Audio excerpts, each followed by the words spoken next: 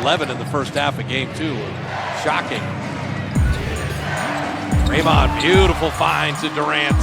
6 unanswered to begin for the Spurs. The Warriors have tied things at 10. And Draymond knocked it away. Draymond running it back. There are multiple Warriors there. Livingston catching and finishing.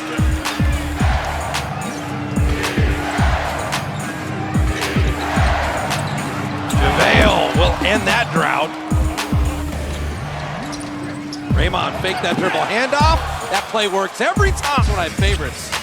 You want to jump at Durant, fake the dribble handoff. They get a dunk or layup out of this, Jim, every time. I love this.